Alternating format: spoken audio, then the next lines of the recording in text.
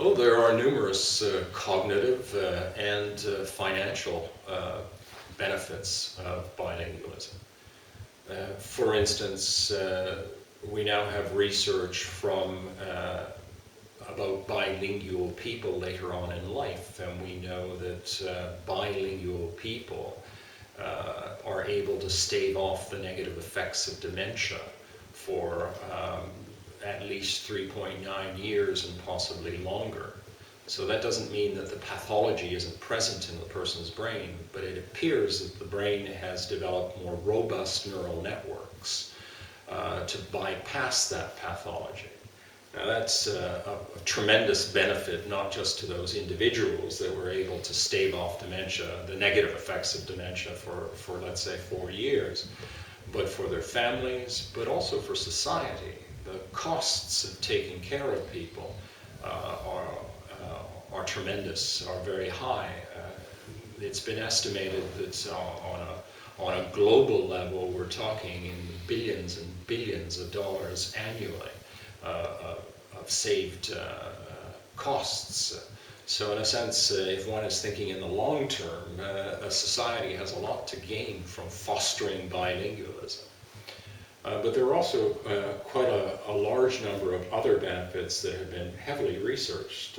Well, I think the salient one is, well, to follow up on it, Peter, first of all, is that there's a growing body of research that suggests that there are some general cognitive advantages for typically developing people, not just people who might suffer from dementia, but a great deal of research that is showing that bilinguals in comparison to monolinguals have advantages in what are called the executive control functions of the brain.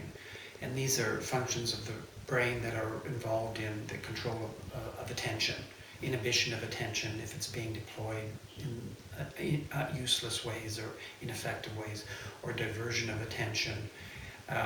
So the idea is that when you learn and use two languages, you're having to control your attention in terms of which language you use or don't use, which languages you're hearing, and so on. And that the additional attentional demands of learning and using languages spill over into general cognitive functioning. So these advantages are not necessarily grossly obvious when you speak to people, but they're nevertheless scientifically real differences. So what researchers do is they've put monolingual and bilingual people into positions where they have to work on a task. For instance, they have a goal, and then they introduce information, some of which is irrelevant to the goal. And what they've been able to find in these studies is that bilingual people can better concentrate on the goal, which is, once again, a very important skill in a sense, or capacity, especially in this information-rich age that we're living in, where we're constantly being bombarded with information. Now, of course, the major benefit of bilingualism is you can communicate with people who speak more than one language. And that's a huge advantage in the global era with digital technology, but also lots of travel.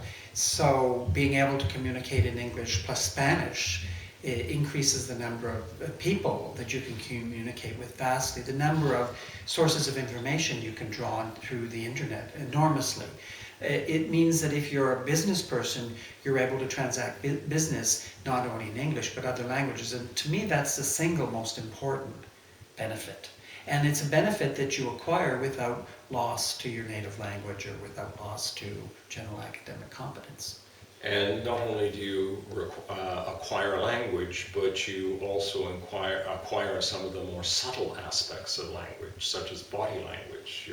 You become more adept at reading the body language. You become better at communicating across cultures. You get a better understanding of another culture. One of the other things that's said about bilinguals is that they can look at things from several perspectives.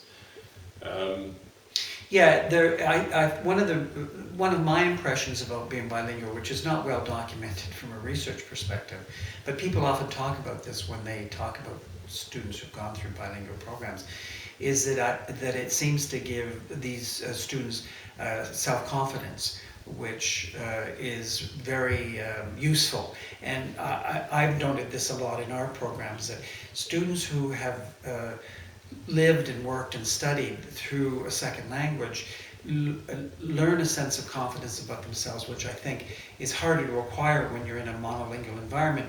And I think it's because when you have to contend with a language you don't know and cultural practices which you're not familiar with, but you cope with them and you succeed in them, it gives you a sense of confidence in dealing with unfamiliar languages and cultures elsewhere. It makes the, as Camus said, it sort of makes the strange familiar.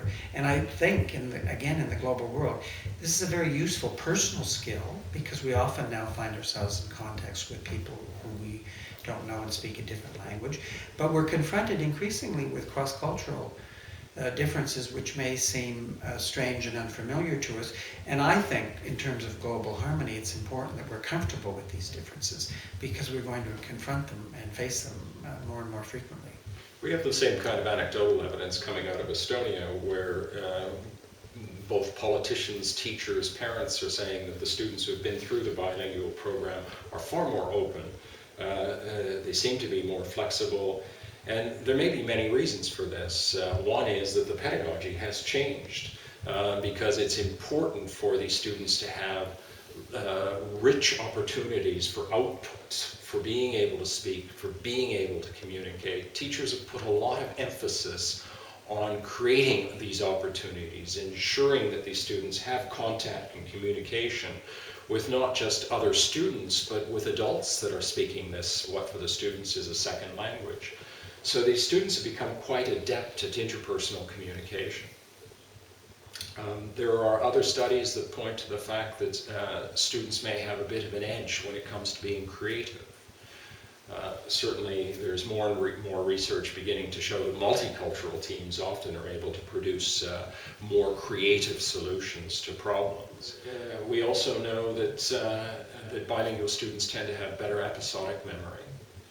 Yes, this is a growing body of research that shows that especially the earlier you learn a second or third language, the more enhanced your working memory is in comparison to monolinguals, but also in comparison to people who learn a second language later in life. We just did a study that showed that simultaneous bilinguals surpass monolinguals, and they surpass even later second language learners in working memory. That's the ability to hold information in memory and manipulate that information for some purpose.